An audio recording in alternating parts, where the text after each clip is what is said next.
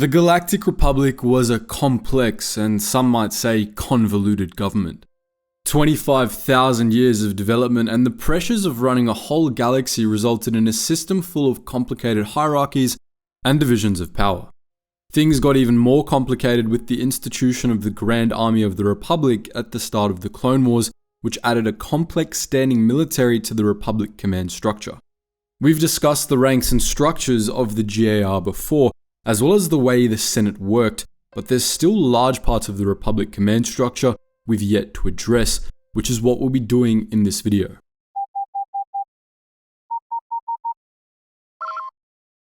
Attention, Sergeant on deck!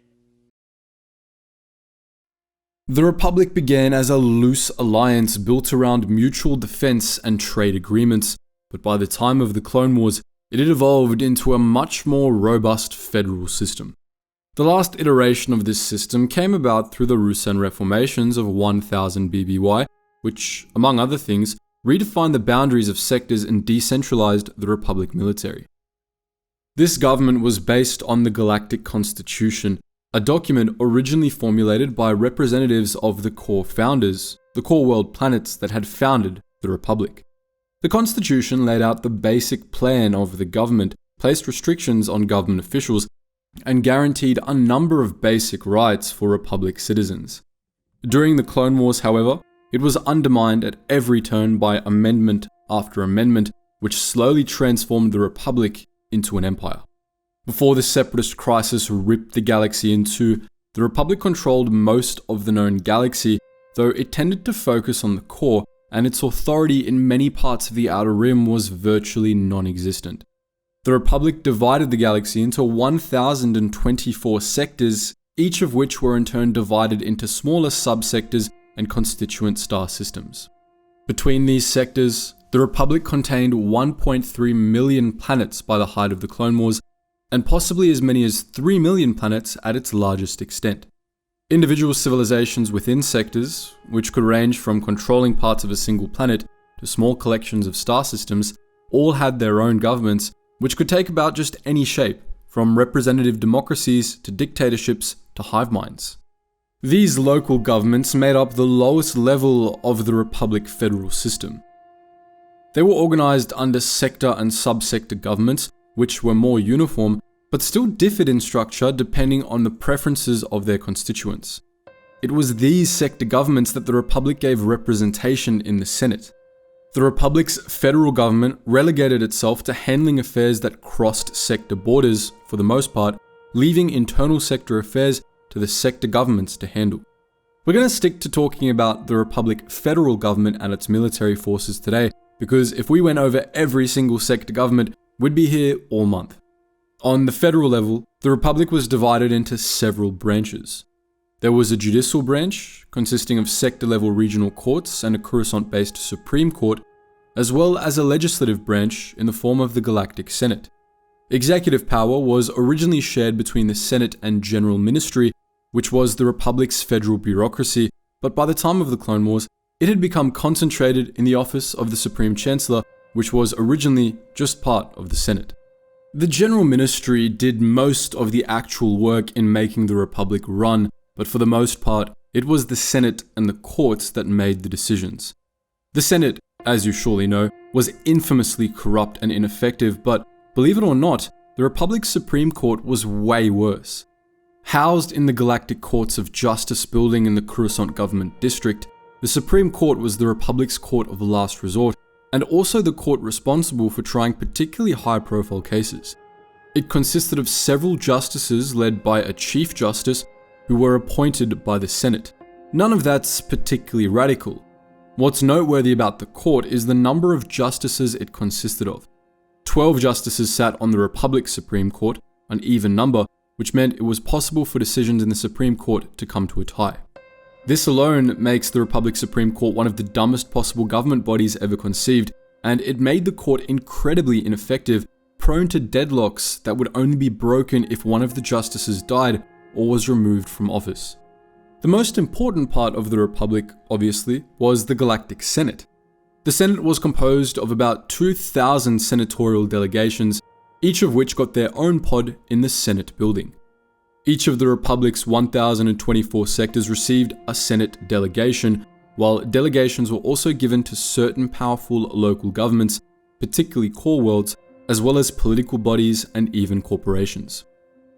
The average sector delegation represented dozens of Republic member systems and hundreds of smaller colonies, and the members of these delegations were appointed in different ways, depending on how the governments of their constituent sectors worked. Each Senate delegation included one senator, who was the only member of the delegation with formal voting power. Most of the time, they were accompanied in the Senate by advisors and aides, as well as by representatives. Most Senate delegations featured multiple associate planetary representatives who served as the voices of specific constituent demographics. Typically, representatives were appointed to give minority groups within certain sectors a voice in the Senate, as was the case for Jar Jar Binks. Diplomats, local religious, corporate, and political leaders, and other prominent figures could be appointed to Senate delegations as well. Any member of a senatorial delegation was allowed to address the Senate during sessions, though, as aforementioned, only the senators themselves could vote. The Senate was led by the Supreme Chancellor, who was elected from the ranks of the Senate by the Senate itself.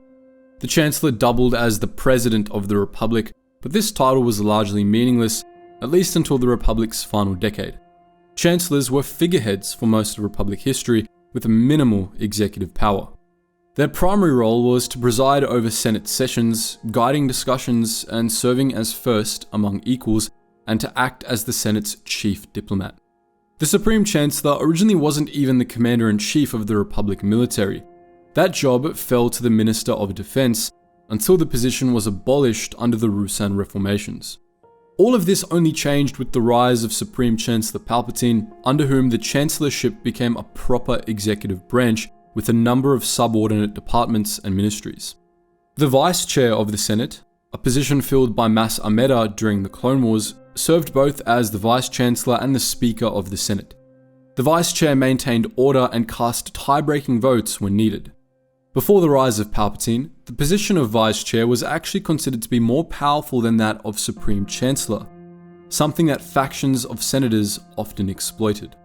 Frequently, the Vice Chair would be of a different political faction from the Supreme Chancellor as a check on the Chancellor's power, something that, in practice, really just made the Senate even more ineffective. The Supreme Chancellor, the Vice Chair, and the Chancellor's staff aide, position filled by Sly Moore during the Clone Wars, worked in tandem to oversee the Senate from the building's central podium. Sly Moore, Palpatine's staff aide, managed the Republic's rapidly growing executive branch, overseeing the different ministries and departments that were now run directly by the office of the Supreme Chancellor. As with any legislative body worth its salt, the Senate was divided into a number of political factions. There were no official political parties in the Senate, but informal political factions came and went over the years, dividing senators along select ideological lines. Before the Clone Wars, the most prominent of these were the Core faction and the Rim faction. The Core faction, which mostly represented wealthy, human-dominated worlds at the heart of the Republic, tended to advocate for more power to be afforded to the Senate. They were led by Bail Antils of Alderaan, and Supreme Chancellor Valorum was one of their members. The Rim faction represented the mostly alien rim worlds of the Republic, as well as corporations like the Trade Federation. They were more conservative and championed the causes of deregulation and planetary sovereignty. The Rim faction was led by Orn Frita of Ryloth, and it included Ainley Team of Malastare, Onaconda Far of Rhodia, and Lot Dodd, Senator for the Trade Federation. Not all senators were part of one faction or the other, however. In fact, one of the reasons Palpatine was elected to the chancellorship was because he acted as more of a centrist, currying favour within both factions. With the onset of the Separatist crisis, the Core faction and the Rim faction broke apart, especially since much of the Rim faction joined the CIS. The Senate instead became divided between the militarists and the pacifists. While the Core and Rim factions had largely been pretty even in terms of numbers, the militarists grew to vastly outnumber the pacifists over the course of the Clone Wars, representing a supermajority of the Senate by the war's end. The militarists were those senators who took strong stances against the nascent Confederacy of Independent Systems, and advocated for creating a military in response to growing separatist threats. Among the most prominent militarists were Orn Frita of Ryloth, Ask-Ak of Malastare, and Medici of Umbara. The pacifists instead sought to negotiate with the separatists, something that made them increasingly unpopular during the Clone Wars. The most prominent pacifists were Mon Mothma, Bail Organa, and Padme Amidala. As the Clone Wars went on, the militarists became Palpatine's loyalists, voting for anything that would give the Republic executive more power out of fear of the Confederacy. The pacifists opposed many such measures, almost always in vain. Their numbers depleted during the Clone Wars, and not only for mundane political reasons. Some, like Senator Seti Ashgard, were outright disappeared for vocal opposition to Palpatine and his growing power. The last gasp of the pacifist faction was the Petition of the 2000, a memo presented to Palpatine on the last day of the Clone Wars urging him to step down. This ended up being ineffective as Palpatine wasted no time in making the petition's list of signatures into a purge list once he became Emperor. During the Republic's final centuries, the Senate and courts became all but useless due to extensive corruption, and they crumbled in the face of the separatist crisis, rapidly ceding power to Supreme Chancellor Palpatine and the new executive branch, which promised easy solutions to the Republic's problems. This led to the outbreak of the Clone Wars and the remilitarization of the Republic, and as the Clone Wars went on, the Senate threw away more and more of its power, granting it to the Supreme Chancellor and the Republic military. This meant that the nature of military high command changed over the course of the war. The original Republic military, as we mentioned earlier, was organized under the Ministry of Defense, but after the Ruusan reformations, the ministry ceased to exist, and what was left of the military was reorganized into the Planetary Security Forces and the Judicial Forces. The PSFs answered to the sector governments. The Judicial Forces, meanwhile, answered directly to the Senate. But when the Grand Army of the Republic was adopted, it was obvious that this system wasn't suitable for a rebuilt Republic military. Thus, the Senate washed its hands of running the war effort and made the Supreme Chancellor the new Supreme Commander of the Republic military. Throughout the Clone Wars, Palpatine was the head of Republic High Command, which also consisted of the leading Jedi generals, a few senators on committees with particular relevance to the war effort, and top non-Jedi officers. Those Senate subcommittees that were involved with the war routinely bungled the defense of the Republic due to corruption and incompetence, leading to the Senate being all but stripped of its control over the military by the end of the Clone Wars. The final blow to the Senate's role in military oversight was the Sector Governance Decree, an amendment to the Constitution made shortly after the Battle of Coruscant. This act implemented two new positions, that of Planetary Governor and that of Sector Moff. Every world in the Republic was assigned a Planetary Governor, a military official that would keep local governments in check and enforce their loyalty to the Republic. Governors were almost never native to the worlds they were assigned to, which was meant to keep them detached from local affairs and loyal to the Republic first and foremost. The role of a Planetary Governor was a military one, and it came with a command rank in the Grand Army of the Republic, though what rank that was depended on how large a garrison the governor's subject world required.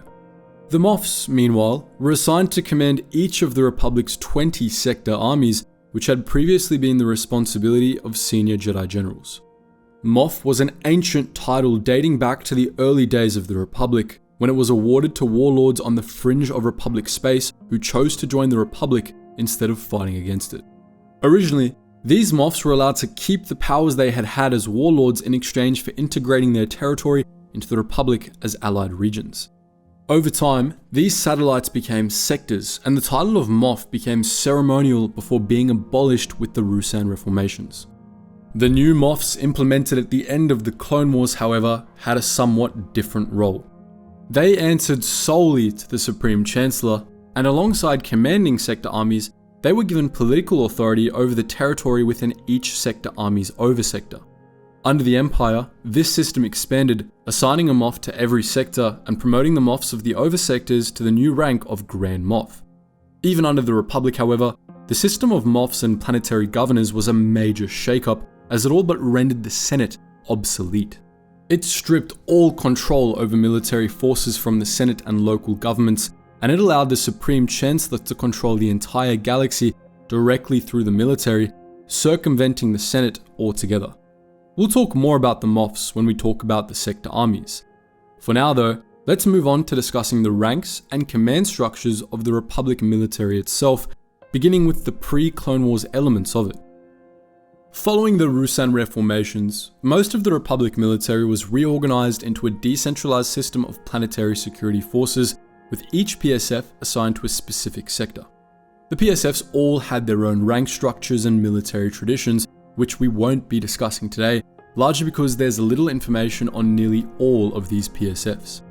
During the Clone Wars, some PSFs fought for the Republic and others fought for the Confederacy, while some were split down the middle into loyalist and separatist factions.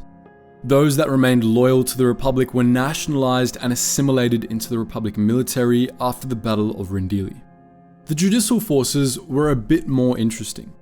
They were under the purview of the Republic's Judicial Department, a collection of federal law enforcement agencies that answered to the Senate and later the Supreme Chancellor.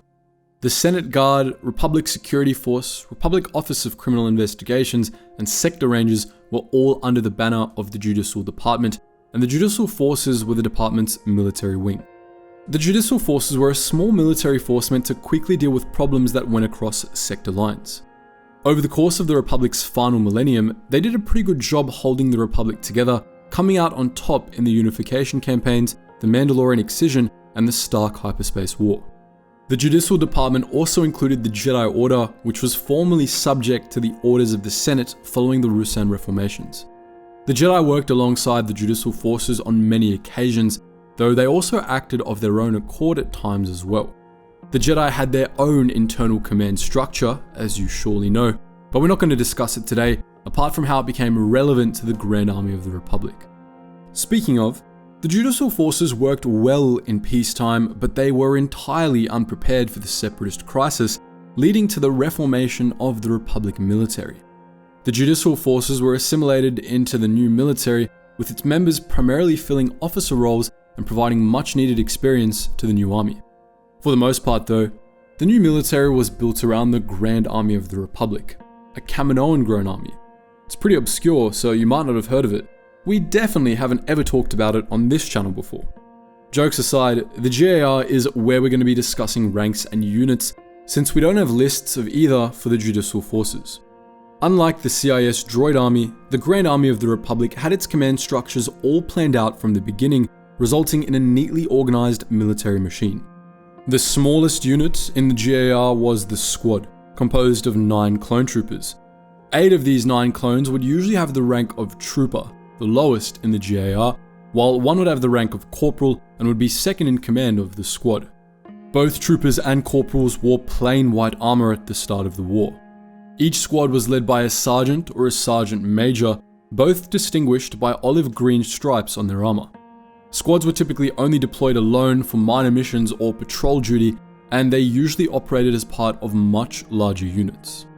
4 squads made up a platoon, in total containing 36 clone troopers plus officers. Usually, 3 squads in a platoon would be commanded by a sergeant, while the 4th would be commanded by a sergeant major, who would be the second in command of the platoon. Platoons were led by lieutenants, who came in second and first class grades and were distinguished by cyan stripes in their armor. Platoons evolved from the birth cohorts the clones had been raised in since childhood, and they were usually tightly knit units that worked well together. These were usually the smallest units to be deployed with light vehicles or artillery. 4 platoons made up a company consisting of 144 clone troopers total, plus officers. Most of a company's platoons would be commanded by second lieutenants, while a single full lieutenant would be second in command of the company. Companies often included support droids and complements of tanks and other armored vehicles, and they were often deployed independently to capture cities or individual enemy positions. Each company was commanded by a captain or a major, both of which wore armor with crimson stripes. 4 companies, 3 led by a captain and 1 led by a major, made up a battalion which contained a total of 576 clone troopers. Battalions were commanded by the lowest rank of clone commander, battalion commanders. They, and all higher ranking commanders, initially wore armor with yellow stripes. Clone Majors acted as the second in command of battalions, assisting battalion commanders or commanding their units on their behalf. During the Clone Wars, it was very common to see battalions operating independently, as one battalion was considered sufficient to capture an urban district or a minor colony world. Battalions were often supported by columns of armored vehicles and squadrons of LAAT gunships. Regiments consisted of 4 battalions or 2,304 clone troopers, and they were the smallest units that the Jedi were placed in command of, though Jedi often worked closely with specific component battalions or companies within their larger units. Each regiment was commanded by a clone regimental commander, usually alongside a Jedi commander, which is to say a Jedi Padawan. When a Jedi commander was available, they would take command of the regiment, while the regimental commander acted as a second in command, taking over in the absence of a Jedi officer. Regiments were commonly deployed to capture decently populous colony worlds, and a regiment was the largest unit that could be carried aboard a Venator-class Star Destroyer. 4 regiments made up either a brigade or a legion, which both consisted of 9,216 clone troopers in total. These units were formerly known as brigades, but elite brigades often referred to themselves as legions. There wasn't any real difference between the two, however, apart from perceived prestige. Brigades were commanded by a clone senior commander and a Jedi general, typically a less experienced Jedi Knight. 1 or 2 brigades could capture most planets, and they were usually the largest units assigned to take a single world, carried into battle aboard acclimated class assault ships, which could carry a little less than 2 brigades in total. The largest clone unit to ever be deployed at once was the Corps, also known as the Division, which consisted of 4 brigades for a total of 36,864 clone troopers. Corps were commanded by clone marshal commanders, the highest rank a clone could attain, and by Jedi generals, usually experienced knights or Jedi masters. Corps were usually split into smaller units to cover multiple battles at once, but occasionally they were deployed in full to capture particularly tough targets. Only on rare occasions was more than 1 corps necessary to capture a planet. More commonly, a corps could take an entire star system. Originally, as we'll discuss in a bit, 4 corps made up a sector army, and during the early months of the war, they were divided according to the 1-4-16-64 plan. This plan was conceived as a simple but efficient way to maintain control of an oversector by dividing up the sector army's corps into progressively smaller operational units. 1 corps would remain intact as a reserve assault division, while another would operate as 4 brigades for taking control of important worlds in an oversector. A third would split into 16 regiments for standard planetary engagements, while the fourth would operate as 64 battalions, which would act as rapid response strike units. In practice, however, this plan quickly fell apart, and even before the number of corps in a sector army expanded, the sector armies had settled on keeping 1 corps intact and breaking up the others into a few dozen battalions and hundreds of fast-moving raiding companies. All of the clone ranks we've just listed were also attainable by non-clone recruited soldiers within the Republic military, who rapidly grew in number as the Clone Wars went on. At first, the Judicial Forces and then the Planetary Security Forces were rolled into the Grand Army of the Republic. They adopted the GAR's command structure, and as the Republic began to recruit and conscript soldiers from across Loyalist space to fight in the less noteworthy theaters of war, they were sorted into units based on the same structures as the GAR's clone units. There were also high-tier command ranks available to recruited soldiers that weren't available to clones or Jedi, most notably the ranks of Colonel and Brigadier General. It's unknown how these fit into the GAR's order of battle. Above the Corps level, we have the highest divisions within the Grand Army of the Republic, the Sector Armies and the System Armies. Originally, each of the 20 total Sector Armies was to consist of 4 corps under the command of a senior Jedi General or an experienced Jedi Master, containing 147,456 clone troopers in total, while the Systems Armies would each contain 2 Sector Armies for a total of 294,912 clone troopers. There were 10 Systems Armies in total, each commanded by a Jedi High General or a member of the Jedi Council. Under this plan, the Grand Army of the Republic would consist of a total of 3 million clone troopers, the original order placed by Sifo-Dyas. But the Grand Army of the Republic didn't stick with this plan for long, as its numbers quickly swelled far beyond 3 million clones. Sector armies went from containing 4 corps to containing way more than 4 corps, and they were each assigned to an oversector to patrol, a swath of the civilized galaxy that defined their area of operations. The Essential Guide to Warfare gives us not only a map of these oversectors, but also the nicknames and moths of their sector armies, so we're going to share all that extra detail in this section. The sector armies were divided into 3 theaters of operation. The first 6 were reserve armies based in the core, the next 6 were frontline armies based in the northern rim, and the last 8 were frontline armies based in the southern rim. Each had their own theater of operations, which contained priority targets, strongholds, and vital trade routes to control. The first and second sector armies, which together made up Mace Windu's Systems Army Alpha, defended the very heart of the Republic, though they occasionally dispatched reserve troops to assist beleaguered sector armies on the rim. The first sector army, nicknamed Azure Hammer Command, patrolled the Coruscant oversector from its headquarters on Anaxis, while the second sector army, or Green Mantle Command, patrolled the Corellian oversector and was headquartered on Nubia. Azure Hammer was tasked with defending Coruscant, Sector 0, and the heart of the core worlds, while Green Mantle defended vital hyperspace junctions at Duro and Denon and blockaded the Nemoidian Purse worlds. These sector armies were commanded by Moff Trachta and Moff Voru, respectively. Systems Army Beta, at least partially commanded by Obi-Wan Kenobi, consisted of the 3rd Mid-Rim Army and the 4th Outer Rim Army, commanded by Moffs Círdan and Praji. While they had bases and territory in the core, these 2 armies were intended to reinforce other sector armies in the mid and outer rims, and for most of the war, the vast majority of both armies were deployed outside of their respective territories. The 3rd Army, or Steel Blade Command, was headquartered on Chandrila and controlled the Inner Polemian and Inner Hydian, while the 4th Army, or White Kuras Command, was headquartered on Alderaan and controlled the Inner Slice, where it blockaded Separatist core worlds and fought to retake Separatist territory in the expansion region. The component sector armies of Systems Army Gamma were garrison commands in uncontested, little populated regions of Republic space. Most of their troops were reserve units that were sent to reinforce the Rim commands, leaving only skeleton garrisons within their own sectors, which were used for training and production. The 5th Deep Core Army, or Shadow Hand Command, was commanded by Moff Gun and headquartered on Odic. As its name suggests, its territory was the Deep Core.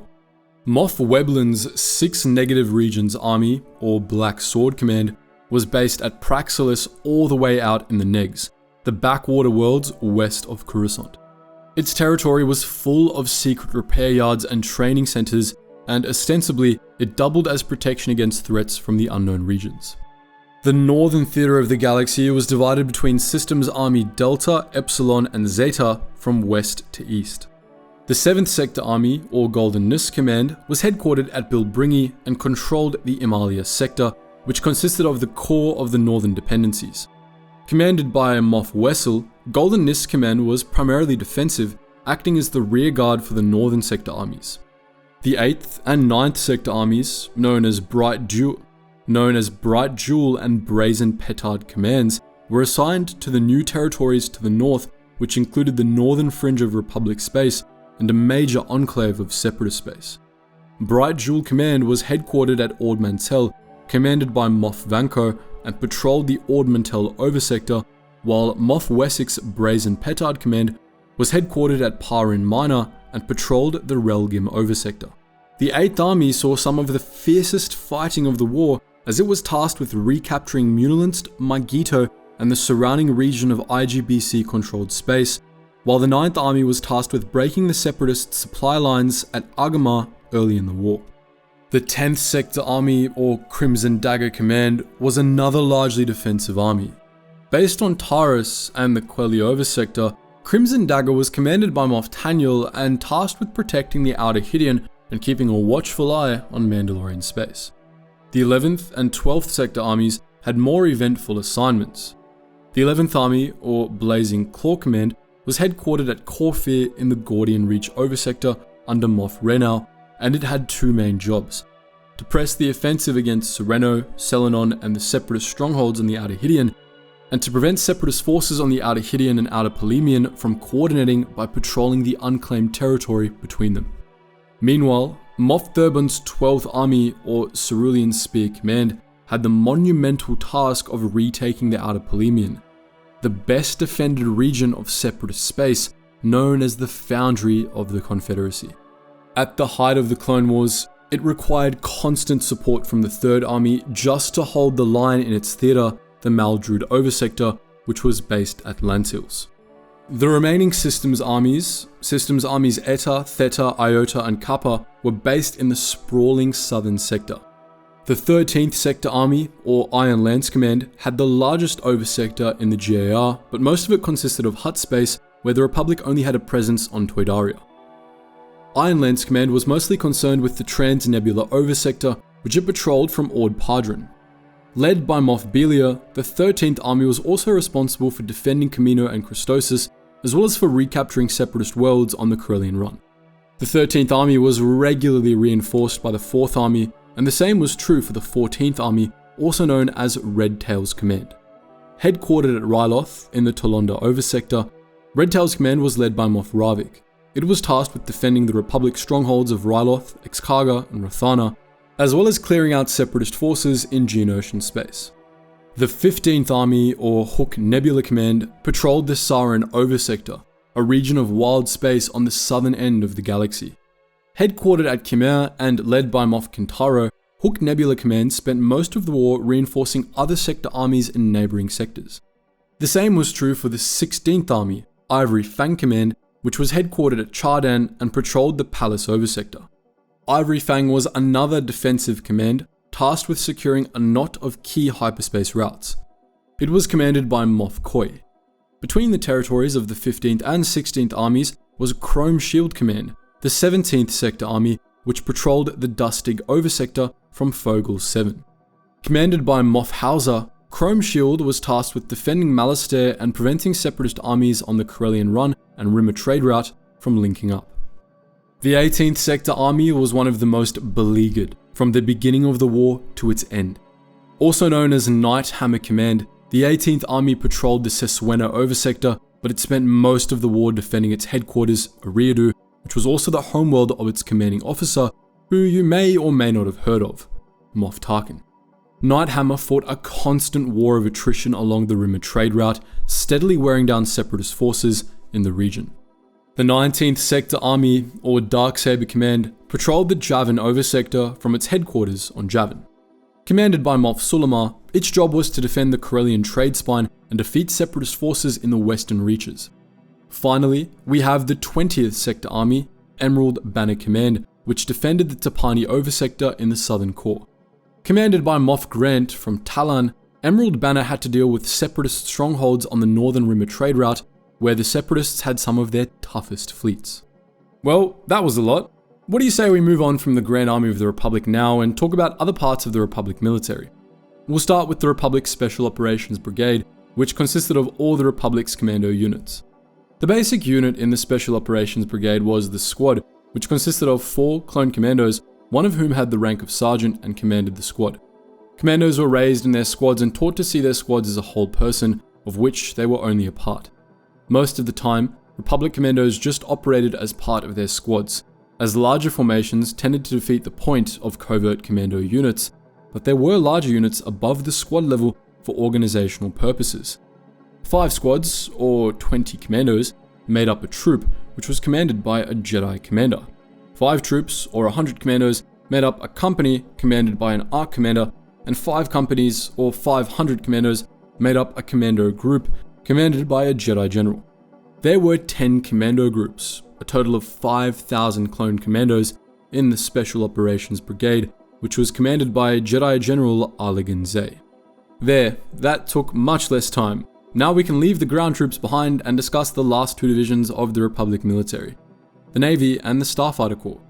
Unlike with the CIS, the Republic's Starfighter Wings were actually their own branch of the military instead of a subset of the Navy. It lost this special status and was folded into the Navy under the Empire, but it retained its own unique command structure for the duration of the Clone Wars. Units of the Republic Starfighter Corps were all assigned to support units within the Republic Navy or Grand Army of the Republic stationed at army bases or aboard capital ships. Nonetheless, they maintained their own distinct chain of command. The smallest unit in the Starfighter Corps was the Section, which consisted of 2 to 4 starfighters under the command of a lieutenant. Sections were usually only detached from larger groups for patrol purposes or special missions. 2 sections, or 4 to 8 starfighters, made up a flight, commanded by a captain, and usually assigned to minor operations. The most commonly seen unit in the Starfighter Corps, the Squadron, contained 3 to 4 flights, or 12 to 32 starfighters. Squadrons were commanded by a Major or a Jedi Commander, and they were deployed in full for most missions. Above the squadron level was the Wing, which contained 3 to 10 squadrons, or 36 to 320 starfighters. Wings were commanded by clone commanders or Jedi generals, and they were deployed in full for major combat engagements, representing the total carrying capacity of most Republic capital ships. The highest level of organization within the Starfighter Corps, the Group, consisted of 2 wings under the command of a clone commander or a senior Jedi general. That's 72 to 640 starfighters total, representing the total starfighter capacity of the average Republic Navy battle group. Speaking of the Republic Navy, they're the last branch of the Republic military for us to discuss. Most personnel within the Republic Navy were not clones, contrary to popular belief. Most were recruits, conscripts, or former members of the Judicial forces. As with the CIS Navy, we don't have a complete list of Republic Navy ranks, only a list of the command ranks. Subordinate ranks are yours to imagine, we guess. The lowest organizational level in the Navy was the Element, a single capital ship commanded by a captain, or rarely, a Jedi commander. Groups of capital ships were assigned into sections which handled most missions outside of major naval engagements. Sections of larger ships were called lines and contained 3 or 4 ships, while sections of smaller vessels were called flotillas and contained 6 to 12 ships. Sections were commanded by the senior-most captain or Jedi commander. 3 to 4 sections made up a squadron, consisting of 12 to 36 capital ships plus support units. Usually, squadrons contained a mix of lines and flotillas, and they were commanded by a commodore or Jedi general. Sections could handle the most direct naval engagements, and individual sections were usually designed for a specific purpose, such as defensive screening, blockade actions, or pursuit.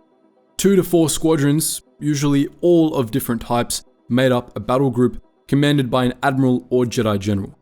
Battle groups contained 48 to 72 warships, plus support units, and they were usually the largest naval force deployed to a single battle. 3 to 6 battle groups, or 1 to 300 capital ships plus support units, made up a fleet, commanded by a fleet admiral. These were usually theater-scale units assigned to particular sectors, and Republic Navy fleets only rarely operated as single units, typically for particularly massive battles. There were hundreds of fleets in the Republic Navy spread all across the galaxy. Some fleets were grouped up into armadas, massive forces of 1 to 5,000 ships that represented all the naval forces assigned to a particular theater of the Clone Wars. Armadas were only semi-formal units, typically assigned to a systems army and commanded by a high Jedi general, and they could vary widely in scale. The most famous Republic Armada was the Open Circle Armada, which, by the Outer Rim sieges, fell under the command of Obi-Wan Kenobi and Anakin Skywalker. So that's our look at the complete command structure of the Galactic Republic, from its political institutions to its military. But what do you think? Are there other videos like this you'd like to see in the future? Let us know your thoughts in the comments section below.